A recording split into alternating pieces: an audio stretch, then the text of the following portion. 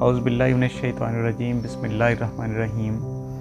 Urdu point 313 के साथ हम आपकी खिदमत में एक और नई वीडियो लेकर हाज़िर हुए हैं। आज की वीडियो में हम आपको लेक्चरर उर्दू का जो पेपर है जो हुआ था 2011 में, उससे मुतल्लिक़ हम आपको बताएंगे।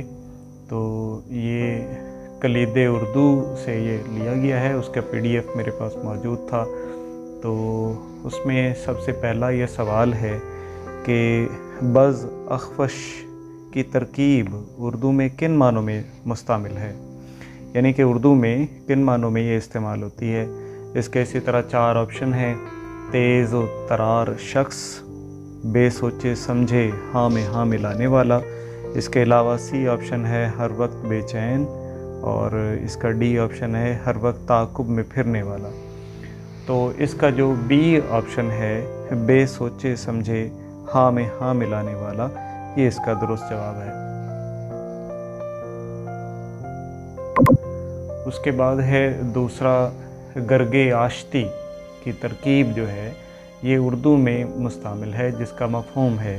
तो इसका मफ़हूम वो पूछ रहे हैं कि इसका मफ़हूम क्या है कि जंगल का कानून, भेड़ियों की सी दरिंदगी, अमन व चैन से रहना, बज़ाहिर दोस्ती व बातिन दुश्मनी। तो इसमें ये इसका जो D ऑप्शन है ये इसका दुरुस्त है, बज़ाहिर दुश्मनी हो और बबातिन बातिन में जो है बज़ाहिर दोस्ती हो और बबातिन में दुश्मनी हो, ये इसका सही जवाब है। उसके बाद तीसरा है ज़ाहिद सालूस, ऐसे ज़ाहिद को कहा जाता है जो कौन सा हो। ये इसके 4 ऑप्शन इसी तरह हैं। इसमें से अपनी ज़ाहिरी वज़ा से धोखा दे। तो इसके अलावा B है हकीकी मानों में ज़ाहिद हो, और C है मर्दम आज़ाद हो, और D इसका है लोगों से मेल जोल न रखे। तो इसमें जो इसका ऑप्शन है, इसका जो A ऑप्शन है अपनी ज़ाहिरी वज़ह से धोखा देने वाला शख्स जो है उसे हम ज़ाहिद सालूस कहते हैं। उसके बाद इसी तरह चौथा इसका क्वेश्चन है 9, 13, 22 बताना। ये एक मुहावरा है, तो वो उसके मतलब पूछ रहे हैं कि इसका मतलब क्या है। साफ जवाब दे देना, नाच तमाशा करके दिखाना, लड़ाई का डोल डालना या टाल देना। तो इसका जो सही जवाब है वो टाल देना है।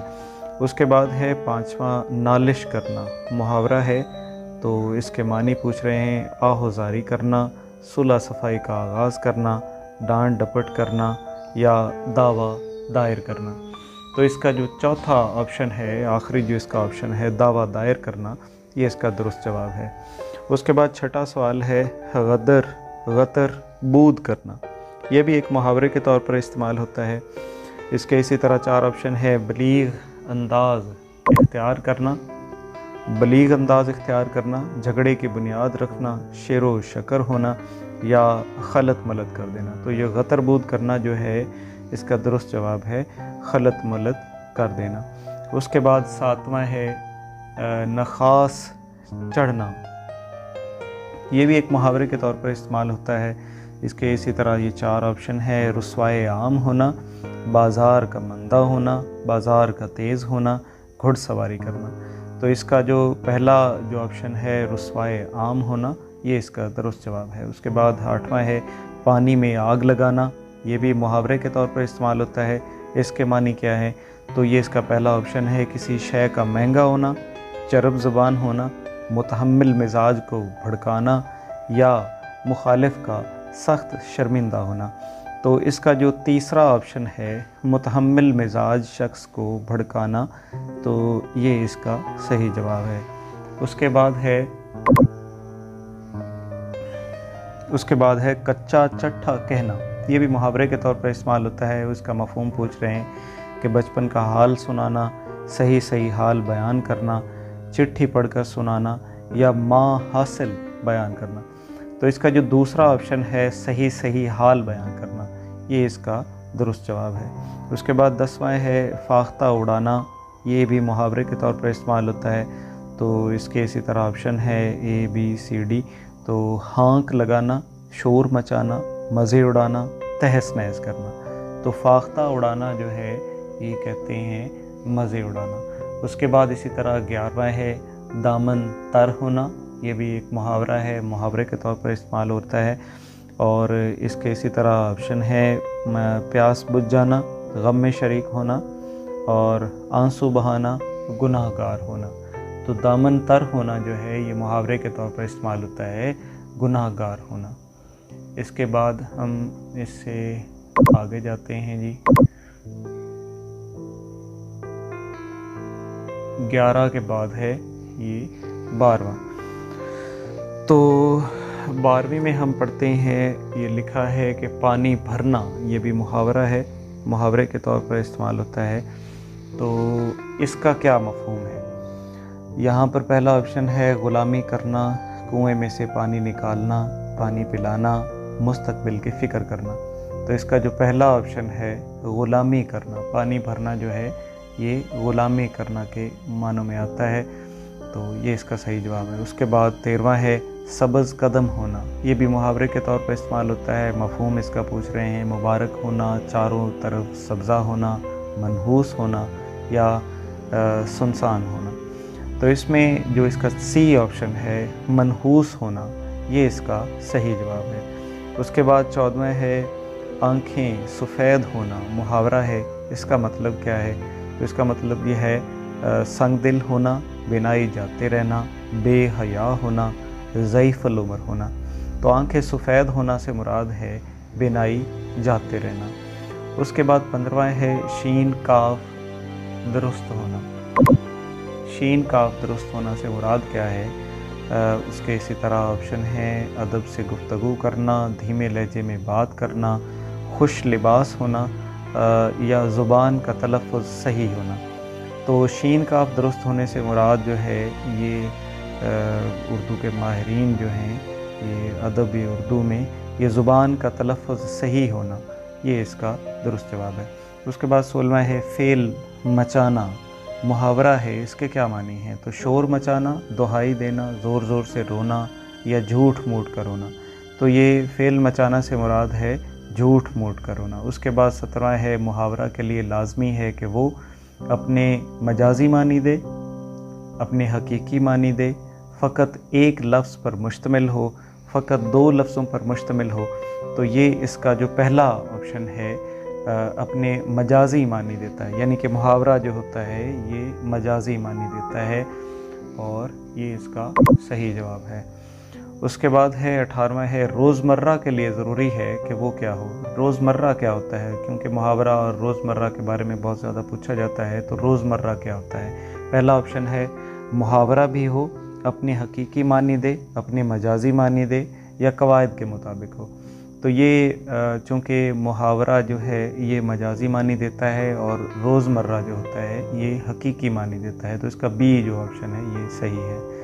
اس کے بعد 19واں ہے جونپور کا قاضی، یہ ضرب المثل ہے، یہ کس وجہ سے یہ مشہور ہے، کیا اس کا مطلب ہے، تو اس سے کیا مراد ہے؟ پہلا انہوں نے پوچھا ہے، پہلا بتایا ہے کہ انتہائی سمجھدار کو، یا ترت جلدی فیصلہ دینے والا، یا بیوقوف یا احمق۔ اس کے بعد ہے فیصلے کو لٹکانے والا۔ تو ان میں سے اس کا کون سا درست جواب ہے؟ تو سی جو ہے بیوقوف کو بھی کہتے ہیں، احمق کو بھی کہتے ہیں جونپور کا قاضی۔ تو اس کے بعد ہے جی آگے چلتے ہیں، آگے 20واں جو ہے بھانمتی کا کنبہ، ضرب المثل ہے، اس سے کیا مراد ہے؟ تو واہی تباہی لوگوں کا مجمع، شور مچانے والوں کا گروہ، ادنا ذات کے ہندوؤں کا کنبہ، یا ہر عمر کے لوگوں کا اژدہام۔ تو یہ اس کا جو پہلا آپشن ہے بھانمتی کا کنبہ جو ہے یہ واہی تباہی لوگوں کا مجمع، اس کے لیے یہ ضرب المثل ہوتی ہے۔ اس کے بعد 21واں ہے اصلاح نظم میں ریختی، ایک ریختہ لفظ ہے جو اردو کا پرانا نام ہے، تو یہ اصطلاح جو ہے ریختی کی اصطلاح جو ہے، نظم ریختی کی جو اصطلاح ہے یہ کس معنوں میں لی جاتی ہے؟ تو پہلا انہوں نے بتایا ہے کہ عورت کی طرف سے اظہار عشق کا نام ہے، گنواروں کی بولی ہے، یا ریختہ کی مؤنث ہے، یا عورتوں کی روزمرہ زبان کا نام ہے۔ تو اس میں جو ہے عورت کی طرف سے اظہار عشق کا نام جو ہے اسے ہم रेख्ती कहते हैं। उसके बाद है 22वां है इसनाफ़ नज़्म में रुबाई कितने शेरों पर मुश्तमिल होती है। ये इसी तरह रुबाई और किता से मुतल्लिक़ पूछा जाता है। वो लगता ऐसे है कि जैसे दोनों एक तरह की चीज़ें हैं, तो इनमें बड़ा पेचीदा सा फ़र्क है। तो ये रुबाई के अशार की तादाद पूछ रहे हैं। नज़्म की जो इसनाफ़ के लिहाज से जो उसकी इक़साम है रुबाई, उसके बारे में पूछा जा रहा है। पहला उन्होंने कहा है कि फ़कत एक शेर पर या 2 शेरों पर, 4 शेरों पर या 6 शेरों पर। तो इस तरह जो है ये रुबाई जो होती है ये 2 ही अशार पर मुश्तमिल होती है। तो दूसरा जो है ये इसका जवाब ठीक है। उसके बाद इसनाफ़ नज़्म में किता कितने शेरों पर मुश्तमिल होता है, तो आगे उन्होंने बताया है कि फ़कत 2 शेरों पर होता है, 4 शेरों पर होता है, 6 अशार पर होता है, या इसमें तादाद पर पाबंदी नहीं होती। तो ये जो इसका सबसे आखिरी है, क्योंकि किता जो है इसमें क्या है कि वो तादाद पर पाबंदी नहीं होती। उसके बाद 24 है गज़ल की ज़ुबान कैसी होती है। तो गज़ल की ज़ुबान कैसी होती है, पहला उन्होंने कहा है अलाइम व रमूज़ की ज़ुबान होती है, गम व अलम की ज़ुबान होती है, या हिजर व फ़राक़ की ज़ुबान होती है, या तुज़्क़ु एहतशाम की ज़ुबान होती है। तो गज़ल की जो ज़ुबान होती है ये अलाइम व रमूज़ की ज़ुबान होती है। तो इसका जो पहला है वो इसका दुरुस्त है। उसके बाद आगे हम चलते हैं, ये अगला सफ़ा है 25 पे कि अदब की इस्तिलाह में तारीख़ गोई किसे कहते हैं। अदब की इस्तिलाह में तारीख़ गोई किसे कहते हैं। पहला उन्होंने कहा है कि मुल्क के हालात कलम बंद करना, अहम तारीख़ी वाक़यात का लिखना, हरूफ के अदद से साल बरामद करना, या तारीख़ी वाक़यात को ज़मानी तरतीब देना। ये यहाँ टाइपिंग की गलती है, ज़मानी तरतीब देना। तो इसका जो ये सी ऑप्शन है कि अदब की इस्तिलाह में तारीख़ गोई जो है ये क्या चीज़ होती है, तो तारीख़ गोई कहते हैं हरूफ के अदद से साल बरामद करना, उसे हम तारीख़ गोई कहते हैं। उसके बाद 26 है कि बेनक़्त शायरी से क्या मुराद है। बेनक़्त शायरी से क्या मुराद है। पहला इसका ऑप्शन है जिसमें नुक्ता ना आए। उसके बाद दूसरा है कि बेहंगम शायरी को कहते हैं। उसके बाद तीसरा है जिसमें बुरा भला कहा गया हो, या मुसलसल मफ़हूम की हामिल शायरी उसको कहा जाता है। तो ये बेनक़्स शायरी जो है कि जिसमें नुक्ता ना आए उसे हम कहते हैं बेनक़्स शायरी। उसके बाद 27 है सोनेट। सोनेट जो है अंग्रेज़ी सिनफ़ नज़्म है जो उर्दू में भी राइज है। इसमें कुल कितने मिसरे होते हैं, यानी कि मिसरों की तादाद का वो पूछ रहे हैं कि जो सोनेट होती है जो अंग्रेज़ी अदब से हमारे अदब में दाखिल हुई है, तो उसके मिसरों की तादाद कितनी होती है। तो पहला है 10 मिसरे की, और दूसरा है 12 मिसरे, 14 मिसरे, या इनमें से कोई बयान दुरुस्त नहीं। तो इसके जो 14 मिसरे होते हैं सोनेट के, ये 14 मिसरे का जो सी ऑप्शन है ये इसका दुरुस्त जवाब है। उसके बाद 28 नंबर पर है कि हिज्ब ऐसी सिनफ़ नज़्म है जिसमें ये जो हिज्ब होती है, जिसे कुछ लोग हिज्जू पढ़ते हैं, तो हिज्ब जो है ये सिनफ़ नज़्म जो है जिसमें वो कैसी नज़्म होती है कि जिसे हम हिज्ब कहते हैं। तो पहला उन्होंने बताया है किसी को बुरा भला कहा गया हो, किसी की खूब तारीफ़ हो, किसी वाक़या का बयान हो, कहीं मज़म्मत कहीं मिदहा हो, तो किसको कहते हैं। तो हिज्ब जो है ये कहते हैं किसी को ऐसी सिनफ़ नज़्म है, नज़्म की एक ऐसी किस्म है कि जिसमें किसी को बुरा भला कहा गया हो, बुरे अल्फाज में याद किया गया हो। तारीख़ में, उर्दू अदब की तारीख़ में बहुत सारी ऐसी हमें हिज्ब की मिसालें नज़र आती हैं। तो यहाँ उनको डिस्कस किए बगैर हम आगे चलते हैं। तो ये 29 नंबर पर है कि गज़ल दर गज़ल से क्या मुराद है। गज़ल दर गज़ल की जो इस्तिलाह इस्तेमाल होती है वो हम किसे कहते हैं। तो गज़ल दर गज़ल जो है, पहला उन्होंने कहा है कि बग़ैर मक़ता के गज़ल, ऐसी गज़ल के जिसमें मक़ता ना हो, या दूसरा उन्होंने लिखा है कि तवील बहर की गज़ल उसे कहा जाता है, या सी संगलाख ज़मीन में गज़ल।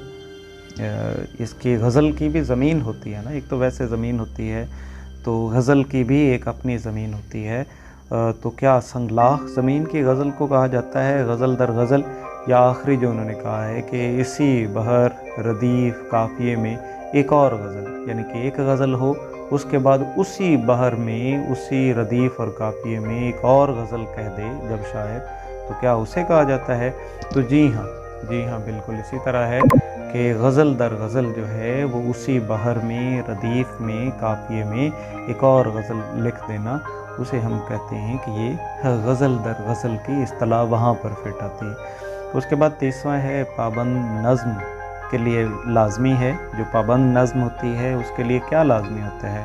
तो ये है रदीफ़ लाज़मी होता है, काफ़िया लाज़मी होता है, या रदीफ़ काफ़िया दोनों लाज़मी होते हैं, या वो एक छोटी सी बहर होती है। तो ये जी इसका सही जवाब है रदीफ़ काफ़िया, जिसमें दोनों आएँ उसे हम कहते हैं कि ये पाबंद नज़्म है। उसके बाद 31 है मौलाना हाली के ख़याल में सबसे कारआमद सिन्फ़ सुख़न कौन सी है? मौलाना हाली जो हैं इल्ताफ़ हुसैन हाली रहमतुल्लाह अलैह, उनके ख़याल में क्या है कि कारआमद जो सिन्फ़ सुख़न है गुफ्तगू करने की, जो अशार की शक्ल में गुफ्तगू करने की, तो वो कौन सी है? तो आगे उन्होंने लिखा है गज़ल, रुबाई, मसनवी या मुसद्दस है। तो इसका जो सही जवाब है वो मसनवी है। तो मसनवी जो है उसे वो समझते हैं कि ये कारआमद सिन्फ़ सुख़न है। उसके बाद 32 नंबर पर चलते हैं। यहाँ पर एक और सिन्फ़ के बारे में बात हो रही है, नज़्म की एक सिन्फ़ है हाइकू। हाइकू के बारे में पूछा जा रहा है कि हाइकू जापानी सिन्फ़ नज़्म है और उर्दू में भी मुरव्वज है, ज़ाहिर है। बताइए हाइकू में कुल कितने मिसरे होते हैं? क्या कहते हैं, government college university GC university Lahore जो हैं वहाँ के बड़े ही मारूफ़ और मशहूर उस्ताद मोहतरम हैं जनाब डॉक्टर अख्तर शुमार। डॉक्टर अख्तर शुमार जो हैं उनका नाम जो है वो हाइकू के एतबार से काफ़ी मशहूर है। तो यहाँ पर जो उन्होंने सवाल पूछा है कि ए जुज़ में 2, 4, 6 या जो है इनमें से कोई भी बयान दुरुस्त नहीं है। तो हाइको में मिसरों की तादाद जो होती है वो इसका सबसे आखिरी जो ऑप्शन है वो सही है, इसका इनमें से कोई बयान दुरुस्त नहीं है। उसके बाद 33 नंबर पर है किस सिन्फ़ नस्र की ज़ुबान गज़ल से करीब तर होती है? वो ऐसी कौन सी सिन्फ़ है नस्र की, नज़्म की नहीं पूछी जा रही बल्कि नस्र की पूछी जा रही है कि कौन सी ऐसी सिन्फ़ है, कौन सी ऐसी किस्म है कि जो गज़ल के करीब तर नज़र आती है, जो गज़ल है जिस तरह गज़ल कही जाती है उसके करीब नज़र आती है। अब ये भी सवाल बड़ा अजीब सा है और मशहूर भी है, बहुत कम लोगों को पता है कि सिन्फ़ नस्र जो होती है उसकी कौन सी ऐसी सिन्फ़ होती है नस्र की कि जो गज़ल के करीब होती है। तो ये इसका जवाब जो है उन्होंने आगे लिखा है मुकाला, मज़मून, इंशाइया, खाका, क्योंकि ये सारी चीज़ें जो हैं ये सिन्फ़ नस्र से ताल्लुक़ रखती हैं और इनमें से कौन सी ऐसी सिन्फ़ है जो करीब तरीन है उसके गज़ल के, जो नज़्म के इसनाफ में से जो गज़ल है उसके करीब तर है। तो इसका जवाब जो सही है वो इंशाइया है। इंशाइया ऐसी सिन्फ़ है नस्र की कि जो गज़ल के करीब तर है। उसके बाद 34 नंबर पर है जोगी उर्दू शेरी अदब की एक मारूफ़ नज़्म का उन्वान है। ये नज़्म किसकी तख्लीक है? तो आगे उन्होंने लिखा है मोहम्मदीन फ़ौक, तलोक चंद महरूम, उसके बाद खुशी मोहम्मद नाज़िर, अल्लामा इकबाल रहमतुल्लाह अलैह। तो ये जोगी जो है ये खुशी मोहम्मद नाज़िर जो हैं उनकी एक नज़्म का उन्वान है और वो इसके उन्होंने इसको तख्लीक किया है। उसके बाद है जी आगे चलते हैं 35 नंबर पर है जुमला मुकम्मल कीजिए। उर्दू शायरी के क्लासिकी दौर से लेकर जदीद दौर शायरी तक की सिन्फ़ शायरी के कुदरत कलाम को परखने की कसौटी रही है। तो वो इसमें आगे उन्होंने ऑप्शन दिए हैं कि वो कौन सी उर्दू शायरी के क्लासिकी दौर से लेकर जो जदीद दौर शायरी का है वहाँ तक ऐसी कौन सी सिन्फ़ है जो शायरी के जो शायर के कलाम को परखने के लिए एक तराजू के तौर पर, एक कसौटी के तौर पर इस्तेमाल होती है। तो ये कसीदा, गज़ल, रुबाई और किताब, तो इनमें से ये भी बाज़ किताबों में लिखा होता है कि सबसे जो मुश्किल तरीन सिन्फ़ है, ये उसी तरह का एक सवाल है। सबसे जो मुश्किल तरीन शुअरा जो हैं वो इस चीज़ के बारे में ज़्यादा जानते हैं कि सबसे जो मुश्किल तरीन सिन्फ़ है नज़्म की, वो रुबाई है। तो इसका जो सही जवाब है वो रुबाई ही है कि उर्दू शायरी के क्लासिकी दौर से लेकर जो आज तक जो है जदीद उर्दू शायरी तक जो है, जो सिन्फ़ किसी भी शायर के कलाम को परखने के लिए इस्तेमाल होती है तो वो रुबाई है। तो रुबाई इसका दुरुस्त जवाब है। उसके बाद अगला सवाल है, मीर अनीस और मिर्ज़ा दबीर ने मरसिया बिलअमूम किस शेरी हैत में लिखा? जो अपने नाम के बड़े मरसिए का बड़ा अरूज था, मीर अनीस, मीर बब्बर अली अनीस और मिर्ज़ा दबीर जो हैं, उन्होंने मरसिया बिलअमूम, उन्होंने आम तौर पर ऐसी कौन सी, आपको पता है कि नज़्म की मुख्तलिफ, हम नज़्म की दो तरह से हम पढ़ते हैं कि नज़्म की दो तरह से इकसाम है। एक उसकी इकसाम आती हैं मौजू के लिहाज से, और दूसरी उसकी इकसाम आती हैं उसकी हैत के लिहाज से, उसके फॉर्मेट के लिहाज से, उसकी शक्ल के लिहाज से, उसका जो ढांचा है, उसका जो सांचा है कि वो शायर जो है वो किस तरह का उसका ढांचा जो है, उसका सांचा तैयार करता है, तो उसे हम हैत कहते हैं। तो ये उनके बारे में पूछ रहे हैं कि उन्होंने जो मरसिया अपने दौर में लिखा वो उसकी हैत क्या थी। तो इन्होंने कहा है कि जी मुसल्लस, कि क्या वो मुसल्लस की तर्ज में था, उसकी हैत में था, मुरब्बा, मुखम्मस या मुसद्दस में था। तो मुसद्दस हाली भी आपने नाम सुना होगा। तो उन्होंने मीर अनीस और जो मिर्ज़ा दबीर थे, उन दोनों ने मुसद्दस की हैत में, आपको पता है कि मुसद्दस में कितने मिसरों की तादाद होती है, 6 होती है, और अशार की तादाद फिर कितनी बन जाएगी? अशार की तादाद 3 बन जाएगी। तो इसी तरह मुसद्दस जो है वो इसका दुरुस्त जवाब है। उसके बाद आगे वो कहते हैं कि उर्दू में रईसुल अहरार, रईसुल अहरार किस शायर को कहा जाता है? तो रईसुल अहरार आगे उन्होंने लिखा है मौलाना हसरत मोहानी, मौलाना मोहम्मद अली जौहर, जोश मली आबादी और मजीद अमजद। तो इनमें से इनका जो दुरुस्त जवाब है वो बाज़ जो लोग हैं वो परेशान हो जाते हैं। रईसुल मुतग़ज़्ज़लीन एक इसी तरह मशहूर हैं, रईसुल मुतग़ज़्ज़लीन, उन्होंने उनका नाम भी इसमें लिखा है। मौलाना हसरत मोहानी जो है वो रईसुल मुतग़ज़्ज़लीन उनको कहा जाता है। और ये जो यहाँ पर उन्होंने पूछा है रईसुल अहरार, रईसुल अहरार जो है ये मौलाना मोहम्मद अली जौहर को कहा जाता है। तो आज का लेक्चर इतना, और बकिया जो इसके सवाल हैं उसकी हम एक और वीडियो तैयार करेंगे। दुआओं में याद रखिएगा। बहुत शुक्रिया। अल्लाह हाफ़िज़।